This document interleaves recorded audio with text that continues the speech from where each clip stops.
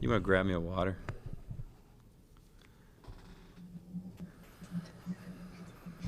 Okay, we're pleased to be joined now by Maryland head coach Mark Turgeon.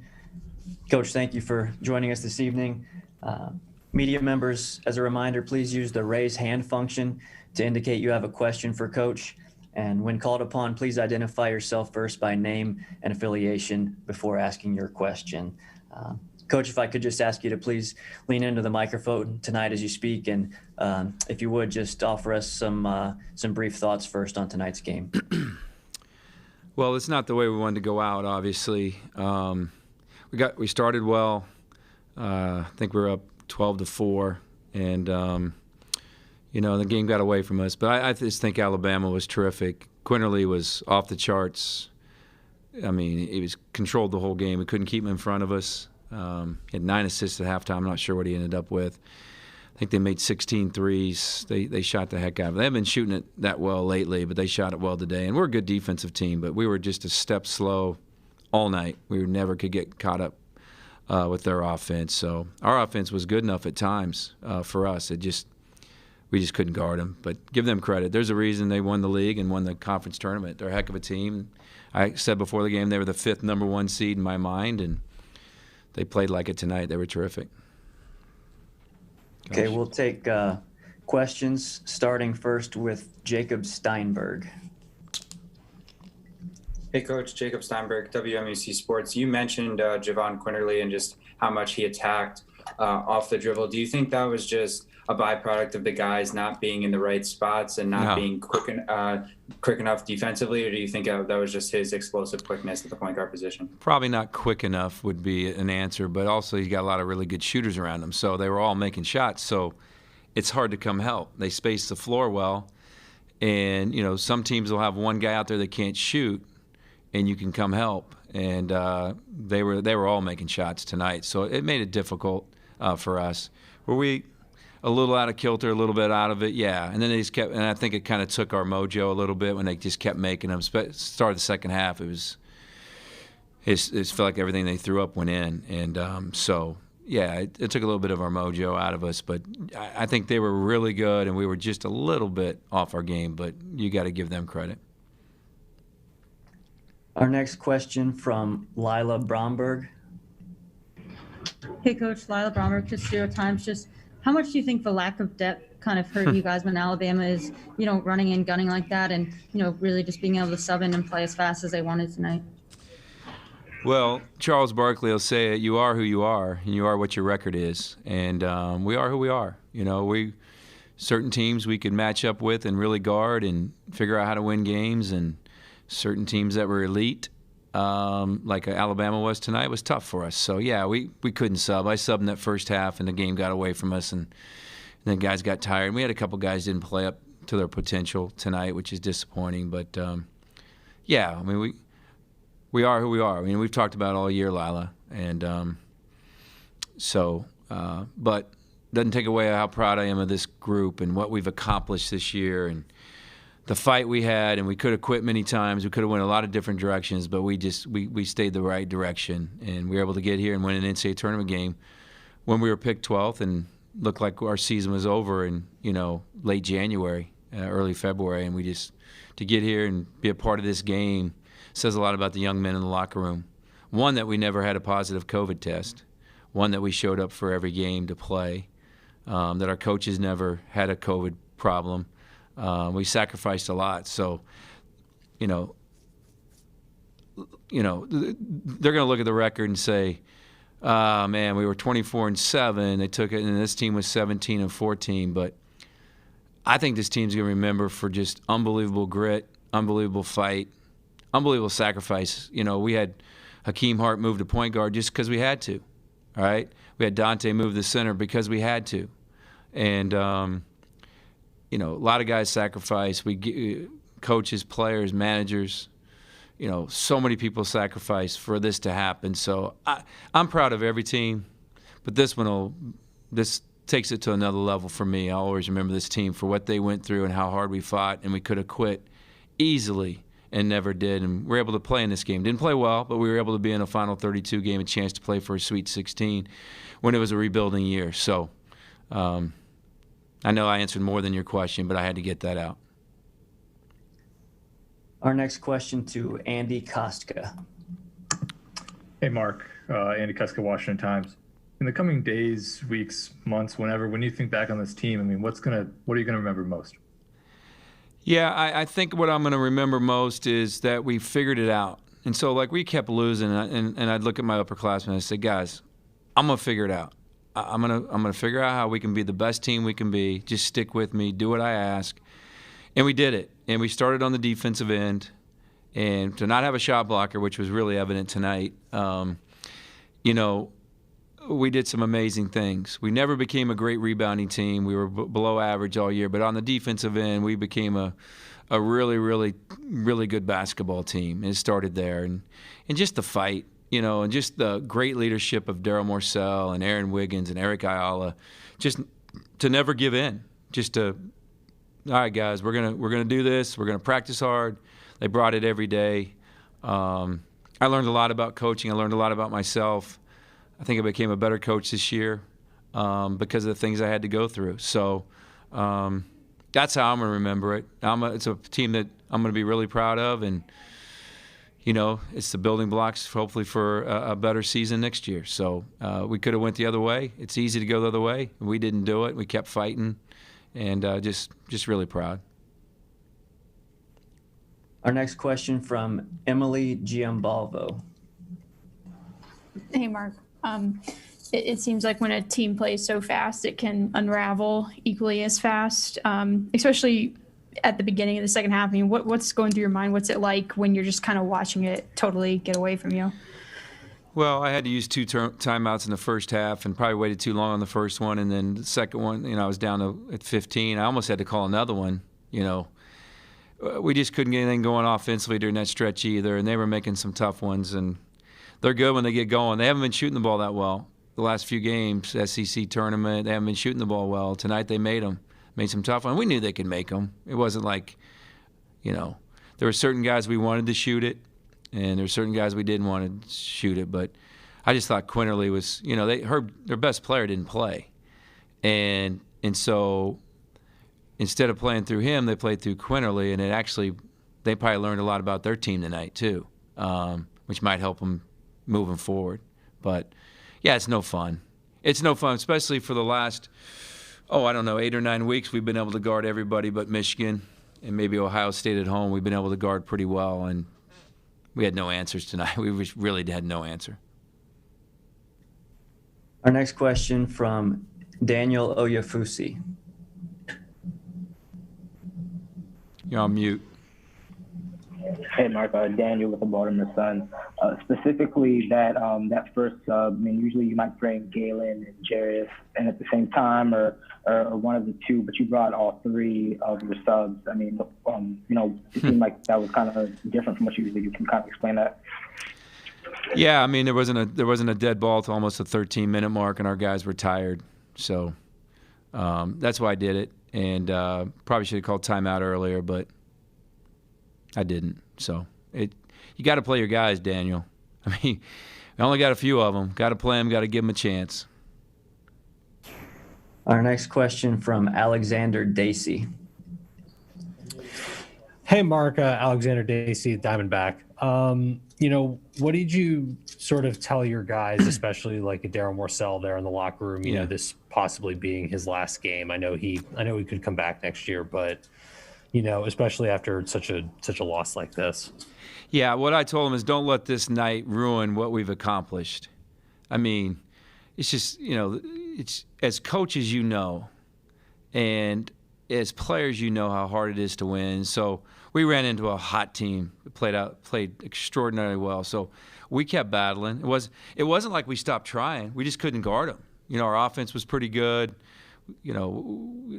We had 10 assists and 3 turnovers in the first half. I don't know what it ended up because I just left the meeting. But I told our guys, don't let this night ruin what you accomplished. And let's talk about all the great things. And I said it earlier, and I went through every senior. I went through all the players and just, I love them and love being the leader of this program. And we could have quit. I'm telling you, it was dismal. And losing is no fun.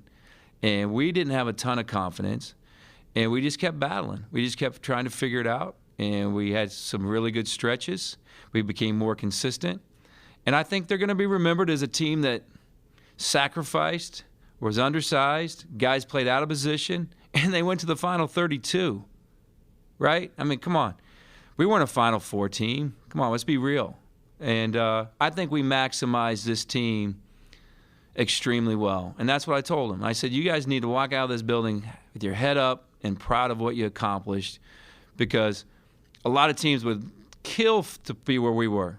There's 359 teams. There was only 32 playing this week, this last 2 days, and we were one of them. And it was supposed to be a rebuilding year. So, you know, I told Darrell, I mean, I didn't think Darrell was going to be player of the year and 1,000-point scorer. Reese Mona was incredible. Galen Smith is a guy that we respect like crazy. I feel bad for him because he came from Alabama. But, hey, you can't control everything. We're not in control. God's in control. But I'm really proud of this group, man. And I'm proud of every group, but this one will have a special place in my heart as I grow older. All right, Coach, we'll let you go on that one. Thank you so much right, for your thank you. time tonight. And congratulations on making it to the round of Yep, 32. Thank you.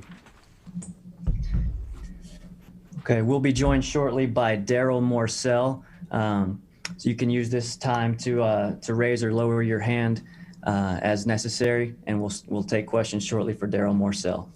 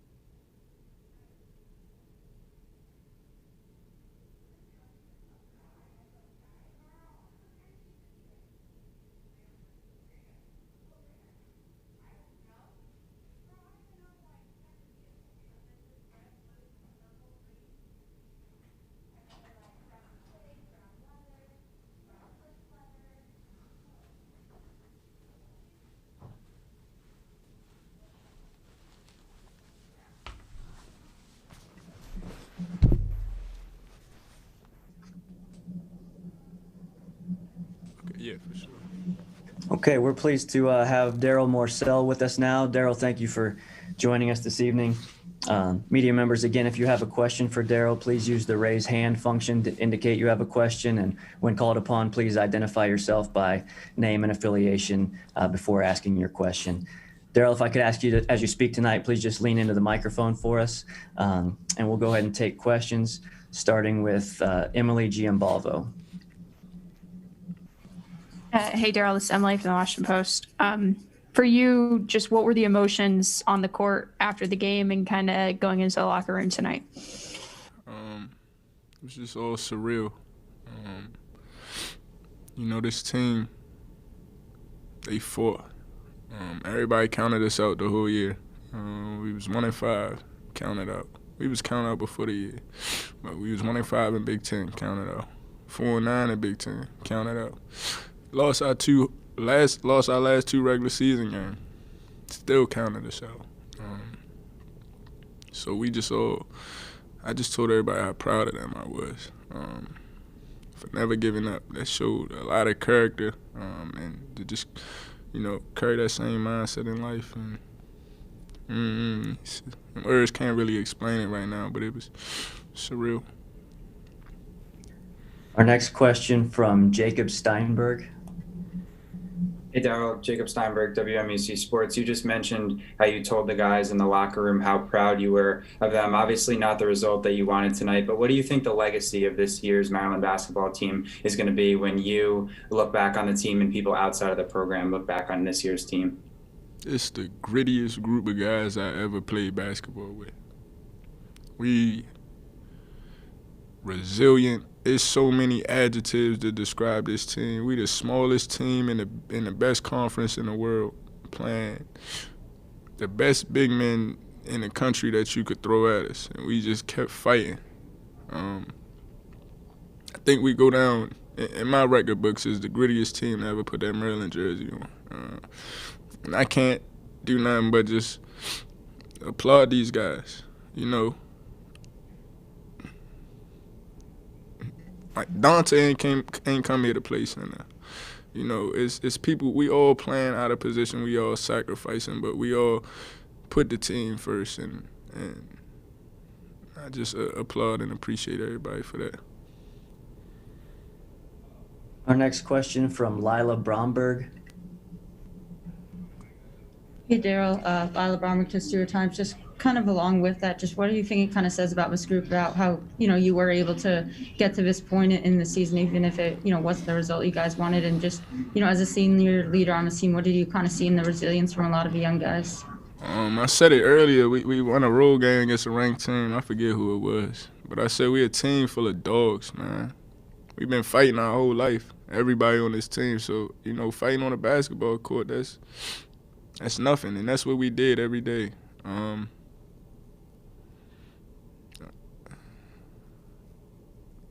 I really can't put it into words right now. But this team wasn't supposed to be here.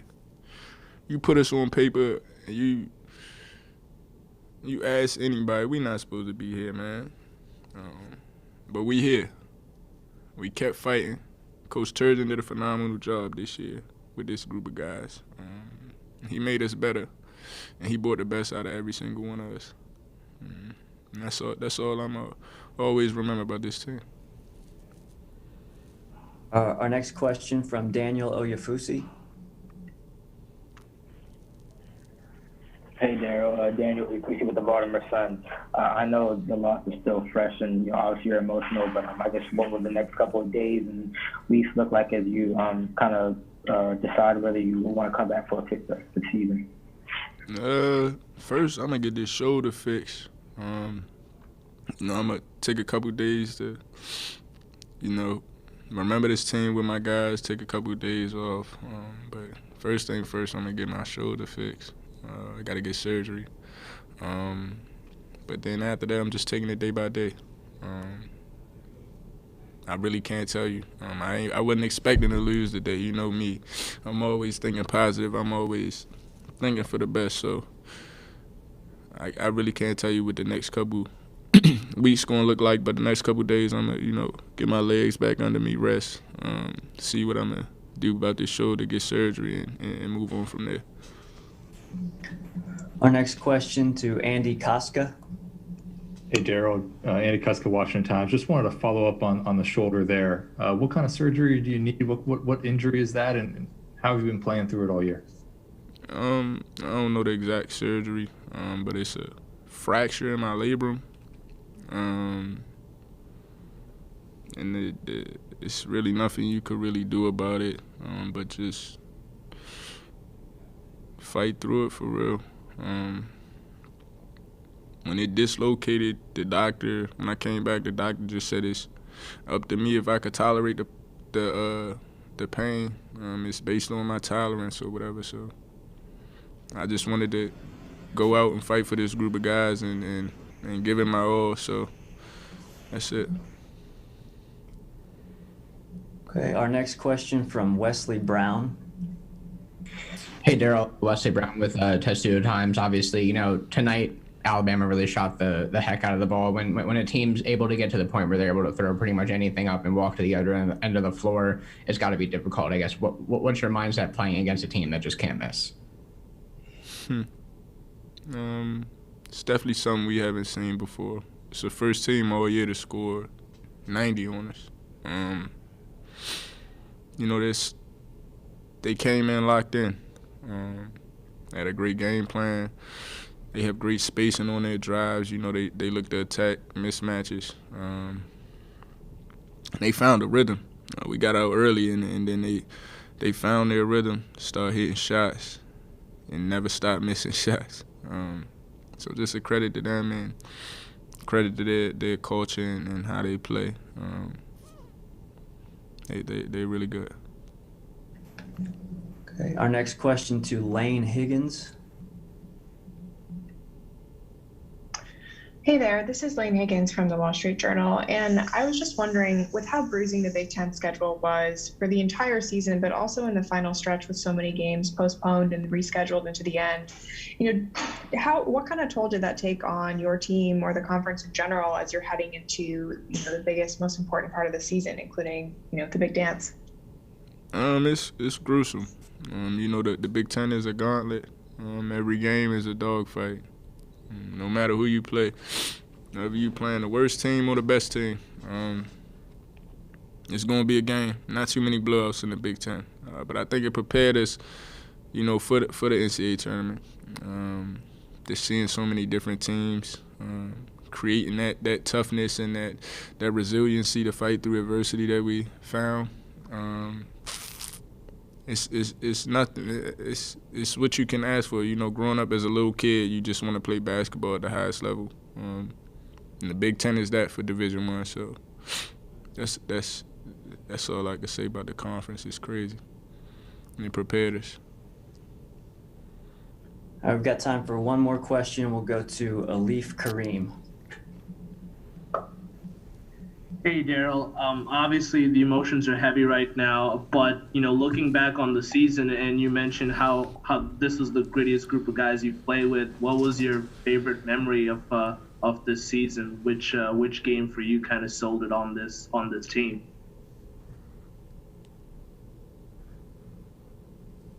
You had a lot of memories. I'm trying to think. It's just so many good ones. It's crazy, but just all the talk leading up to the NCAA tournament about us not being here, us not being able to do nothing, us just everybody doubting us. That win against UConn certainly felt good, but we had a lot of great moments this year. The win at Illinois. We went on a 5-game stretch. We was 4-9. We won 5 in a row. We locked in, won 5 in a row. It's so many memories from this team. It's crazy, Shucks, just practices with these guys. We in there about to fight, being gritty and it's crazy. I got so many memories with this team. I can't really, point out one, but I know that I enjoyed all those memories, and I'm always cherish it with these guys. 'Cause they helped me become a better basketball player and a better man. That's all I can ask for. Okay, Darrell, we'll let you go on that one. Thank you so much for your time, and Thank you. congratulations on advancing to the round of 32 this year. Thank you. Media members, thank you for joining us tonight. That's it for this post-game news conference. A transcript of the interview will be provided by ASAP Sports at www.ncaa.com/transcripts. You can also